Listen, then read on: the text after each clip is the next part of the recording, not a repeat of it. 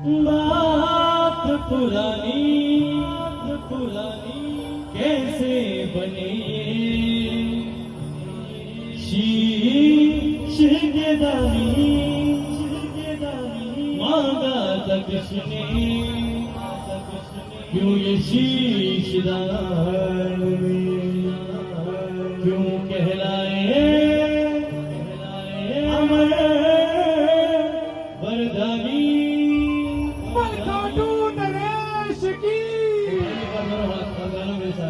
हारे का तू है सहारा सावरे हमने भी तुझको है पुकारा सावरे हारे का तू है सहारा सावरे हमने भी तुझको है पुकारा। ये कथा शुरू होती है महाभारत के उस युद्ध से जो युद्ध हुआ कौरवों और पांडवों के बीच। कौरवों की रखवाली श्री कृष्ण की नारायणी सेना कर रही थी और पांडवों की रखवाली गोविंद मेरो है गोपाल मेरो है गोविंद मेरो है गोपाल मेरो है।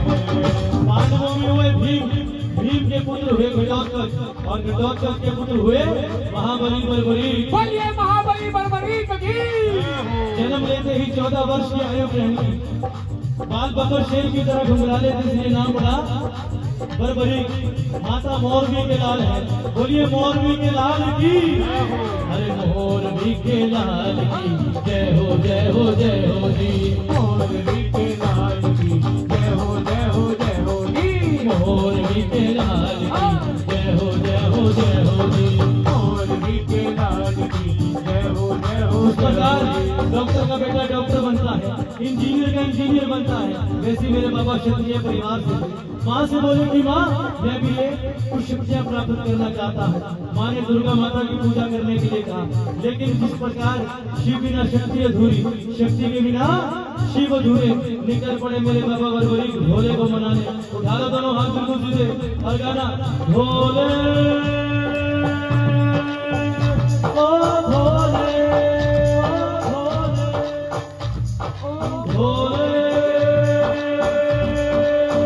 ओ भोले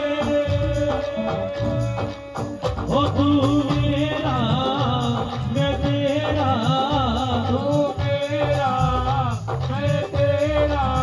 मुझे शाम से मिला दे बाबा शाम से मिला दे।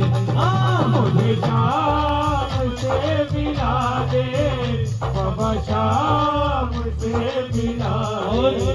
भोले बाबा ने खुश होकर 3 बाण ऐसे दिए जिनसे ये तीनों लोग जीते जा सकते थे। इसलिए इन्हें कहा जाता है 3 बाणधारी। बोलिए 3 बाणधारी की। माँ के पास गए। माँ से बोले माँ मैं भी ये युद्ध लड़ना चाहता हूँ। माँ मैं भी ये युद्ध लड़ना चाहता हूँ। लेकिन माँ ने कहा कि बलबली तुम जा तो रहे हो, लेकिन जाते जाते मुझे 2 वचन देकर जाओ। करो करो इंस्ट्रूमेंट लगी है उधर। करो वैसे सुनाता हूँ।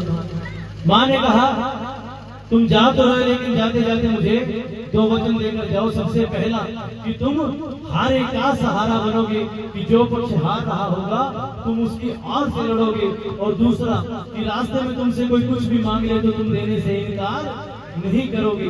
अपनी माँ को ये 2 वचन देकर बलबली निकल पड़े अपने नीले घोड़े पर सवार होकर। इसलिए उन्हें कहा जाता है नीले के सवार की। जब बलबली रणभूमि के नजदीक पहुंचे तो रणभूमि अपनी जगह से हिले लगी। अर्जुन ने कहा कि हे माधव जरा जाइए देख कर आए कि कौन चला आ रहा है, ये कौन चला आ रहा है। कृष्ण भगवान ने तब ब्राह्मण का वेश धारण किया और पहुंच गए बलबली के पास और बोले बलबली कहाँ जाते हो। बलबली बोले प्रभु मैं इस महाभारत के युद्ध में लड़ने जा रहा हूँ। ब्राह्मण देवता बोले अरे तुम छोटे से बच्चे मात्र 3 बाण लेकर इस महाभारत के युद्ध में मरने जा रहे हो। तो बलबली बोले प्रभु ये जो मात्र 3 बाण आप कह रहे हो ना, अगर इनमें से एक बाण भी चल गया ना, तो ना तो आपका ये महाभारत बचेगा, ना तो उसको लड़ने वाले बचेंगे। ब्राह्मण देवता ने कहा, बेटा बातें करनी आसान है, सिद्ध करके बताओ तो जानूं।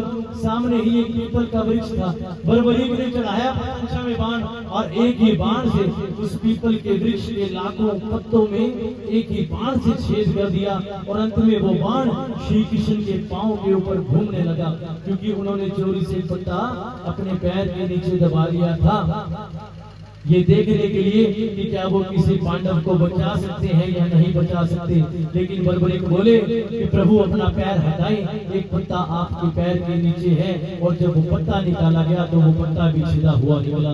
बोलिए 3 बाणधारी की कन्हैया मान गए।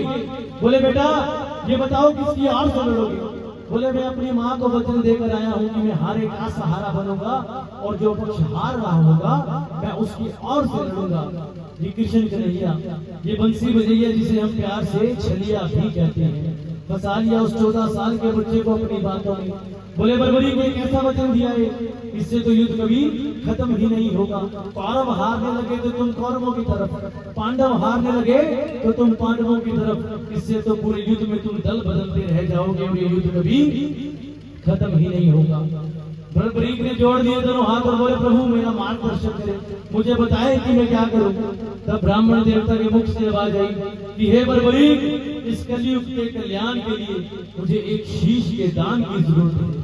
वो शीश का दान किन्हीं 3 महाबलियों में से किसी एक का हो सकता है, या तो श्री कृष्ण का, या अर्जुन का, या बर्बरीक तुम्हारा। श्री कृष्ण का शीश में दान में नहीं दे सकता, उसने ये युद्ध रचना है। अर्जुन का शीश दान में नहीं दे सकता, उसने ये युद्ध खेलना है। बच्चे बर्बरीक तुम अपने शीश का दान दो और इस कलयुग का कल्याण करो।